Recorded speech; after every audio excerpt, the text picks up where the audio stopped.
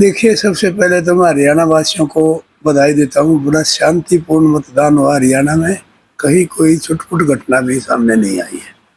दूसरा ये है कि हरियाणा में जो चुनाव हुए हैं, उन्होंने साबित कर दिया इस सरकार से, बीजेपी सरकार से तंग है।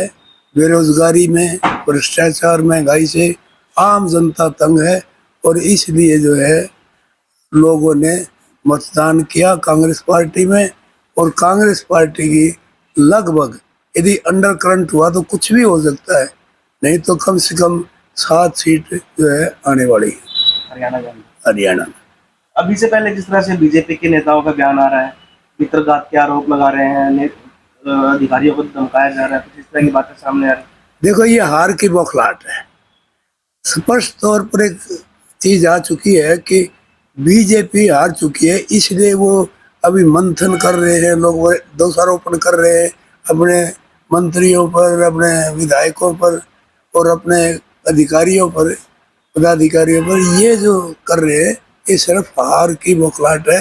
ये स्पष्ट है कि बीजेपी जो है जा रही है और कांग्रेस स्टेट में आ रही है। है। अभी हरियाणा की बात करें तो 7 सीटों पर अंडर करंट की अगर बात है तो मजबूत स्थिति में कांग्रेस है, जीत सकती है।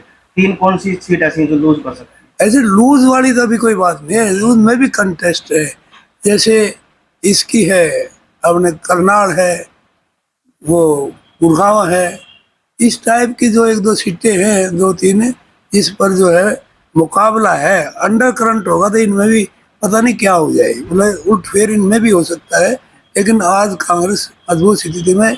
टिकटों का बंटवारा इतना बढ़िया किया कांग्रेस पार्टी ने, आज हर व्यक्ति ये सराहता है कि बहुत बढ़िया टिकटें बांटी है। लेकिन कहीं ना कहीं तो गुटबाजी के जिस तरह से आरोप लगे नहीं, हरियाणा में मैं तो समझता हूँ कांग्रेस में कोई गुटबाजी नहीं है। बीजेपी में तो गुटबाजी है जगह जगह, लेकिन कांग्रेस में मुझे नजर नहीं आई किसी भी स्टेशन, किसी भी उस पर कोई खास गुटबाजी हो। तो बीजेपी लगातार 400 पार का नारा देती आई। नहीं, 400 पार नहीं, 200 पार होनी मुश्किल है। आंकड़ा 200 से नीचे ही रहने वाला है, 200 से पार होने वाला नहीं। 400 पार तो जुमला है। जो हरियाणा में भी जो है 75 पार का नारा दिया था, 40 पर आकर टकी, तो ये वही जुमला है जो हरियाणा में दिया गया था। अब लोग समझ चुके हैं इनकी चालों को, बीजेपी की चालों को। क्या मानते हैं बीजेपी के शीर्ष नेता से नाराज थे या टिकटों में बंटवारा बीजेपी का गलत हुआ? क्या क्या कहना है? जिस तरह से देखो बडोले ने भी 3 दिन पहले कॉन्फ्रेंस की थी। देखो, टिकटें भी गलत थी।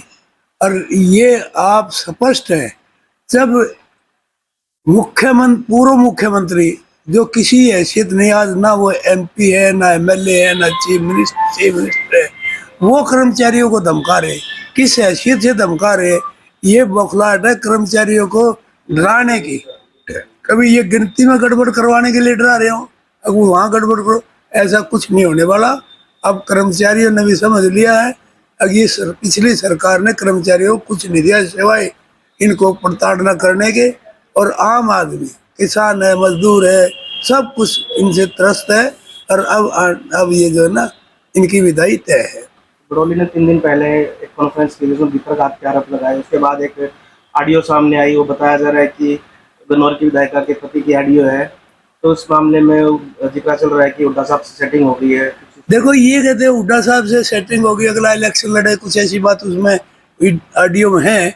लेकिन मैं नहीं समझता कि हुड्डा साहब को ऐसा आश्वासन इस वक्त से पहले उनको देंगे कि हुड्डा साहब कहेंगे इलेक्शन लड़ाएंगे। ये बिल्कुल 100% गलत है। ऐसा आश्वासन हुड्डा साहब किसी को भी नहीं देते। आप कोई पार्टी में जो भी आए हैं, वो बिना शर्त के शामिल है, तो इनको तो आश्वासन देने वाली बात ही नहीं है। तो ये जो ऑडियो जो है, मुझे नहीं लगता कि ये सही होगा। Fake audio. हाँ, फेक हो सकता है ऑडियो। ऑडियो ये सही नहीं लगता मुझे। तो सोनीपत से कितनी बड़ी जीत मानते हैं? जिस तरह से 7 सीटें। सोनीपत से बड़ी अच्छी जीत होगी, वो तो समय बताएगा। लेकिन हम समझते हैं कि हर हल्के से एक आधा कोई बाई चांस कोई हल्का रह जाए, नहीं, हर हल्के से जीत निश्चित है ब्रह्मचारी जी की, और बड़े अच्छे मार्जिन से जीते। तो कई जगह ये देखने को मिला कि जब चुनाव के समय सुनने में भी आया कि भाई जो विधायक हैं या कोई कांग्रेस के नेता हैं, सिर्फ वो तो अपने अपने जो है राजनीति में करने लगे हुए हैं, समर्थन किस नहीं दे रहे कोई भी, देखो, क्योंकि अगला जो चुनाव विधानसभा का आने वाला है उसकी तैयारी कर रहे हैं। देखिए, समर्थन यही होता है। हम अपने कार्यकर्ताओं कहते हैं आप गांव से बाहर ना जाए, गांव में जिता के बेचें। आपका आपका फोकस अपने गांव से होना चाहिए। इसीलिए जो विधायक है, विधायक का फोकस उसके कॉन्स्टिट्यूंसी में होना चाहिए। कॉन्स्टिट्यूंसी से जिता कर भेजे, वही उसकी जीत है।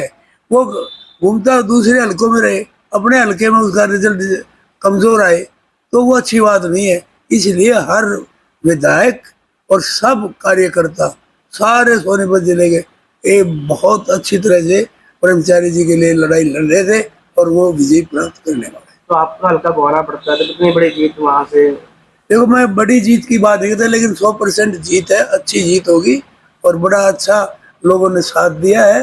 और जो पहले हालात थी पिछले इलेक्शन में, उससे कहीं अलग हालात है अब।